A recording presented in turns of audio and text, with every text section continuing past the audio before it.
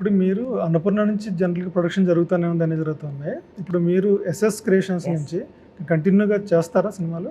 చేద్దామనే హోప్ అండి. కొంచెం నేను ఆ విషయంలో కొంచెం లేజీ. అంటే అన్నాను కదండి మ్యాజిక్ అని, మ్యాజిక్ కొంచెం ఫీల్ అయితే. ఏ కైండ్ ఆఫ్ సినిమాలు మీకు ఇష్టం? అంటే ఇలాంటివి చేస్తే ఇలాంటివి చెయ్యాలి అనేది ఏమైనా మైండ్లో ఉందా? నాకు ఐ లైక్ డ్రామాస్ అండి. హ్యూమన్ డ్రామా నాకు చాలా ఇష్టం. జానర్గా fast paced human dramas. Emotional drama. It has to be emotional. నాకు నచ్చింది అవి. అంటే నేను అన్ని సినిమాలు చూస్తాను, అన్ని సినిమాలు ఆడియన్స్గా ఐ ఎంజాయ్ దెమ్. బట్ తీయాలి అని అనుకునే ఫీలింగ్ వచ్చేది strong acting, strong characters, strong depth. ఇంకొకసారి మీరు వెళ్ళి సినిమా చూస్తే మీకు ఇంకొక కోణం కనపడుతుందేమో, ఇంకొక చిన్న హిడెన్ జెమ్ కనపడుతుందేమో. ఈ మధ్యన మైత్రి వాళ్ళు అనుకుంటా అసలు మిడ్ రేంజ్ సినిమాలే వద్దు, అయితే పెద్ద సినిమాలు చేద్దాం, పెద్ద స్టార్స్ పెద్ద సినిమా, లేదంటే 10 కోట్ల లోపల చిన్న మంచి కథలు చెప్దాం, అంటే మనకి వైబిలిటీ ఉంటుంది అన్న దాంట్లో ఆలోచిస్తున్నారని చెప్పి ఒకటి వచ్చింది.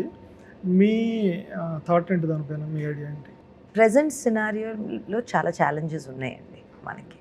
థియేటర్ మీరు అందరూ మాట్లాడుకుంటున్నాయి, థియేటర్ ఫుట్ఫాల్స్ అన్నా, ఓటీటీ అన్నా, పైరసీ ఛాలెంజెస్ అని, ఇండస్ట్రీ ఛాలెంజెస్ అని సినిమా మేకింగ్కి ఎప్పుడూ ఉన్నాయి. సున్నాలు మారుతూ ఉన్నాయి. నేను ఎప్పుడైనా ఇంటికి వెళ్ళి నేను ఇది జరిగిపోతుంది, అది జరిగిపోతుందని నేను ఏదో కొంపలు మునిగిపోతుంది నేను మాట్లాడితే మా నాన్నగారు పక్క నుంచి అది ఎప్పుడు మేము అనుకునేవాళ్ళం, అప్పుడులో కూడా ఇదే అనుకునేవాళ్ళం అని అంటారు. కానీ ఇప్పుడు పెరిగిపోలేదు ఛాలెంజెస్ చాలా. అంటే risk is higher in what we are doing. ఏమంటే ఫిల్మ్ అనేది బిజినెస్గా చూడాలి, ఆర్ట్గా చూడాలి. It's not one or the other, it's both. ఎందుకు ఈ బిజినెస్ చేస్తున్నామని అనలైజ్ చేసుకోవాల్సింది మేము. ఈ ఆర్ట్ ఎందుకు చూస్ చేసుకుని దీన్ని బిజినెస్ చేసుకుందాం అని కూడా ఇప్పుడు ఎవరు గన్ను పెట్టి సినిమా తీయని నన్ను అంటలేదు కదండి, ఏ ప్రొడ్యూసర్ని అంటలేదు. ఆడియన్స్ కూడా అంతే, ఎందుకు చూడాలి అనేది కూడా వాళ్ళకు కూడా లేదు. ఎండ్ ఆఫ్ ద డే మన బిజినెస్ గురించి, మన బిజినెస్ ఆస్పెక్ట్స్ ఆర్ డిఫరెంట్. మనం తీసుకెళ్లే ప్రోడక్ట్ ఇస్ డిఫరెంట్.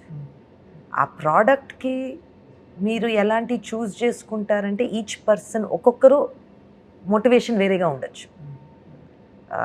కొంతమంది నేను భారీ సినిమా తీద్దాం, I want to make the biggest film అని అనుకున్న దాంట్లో దిగొచ్చు.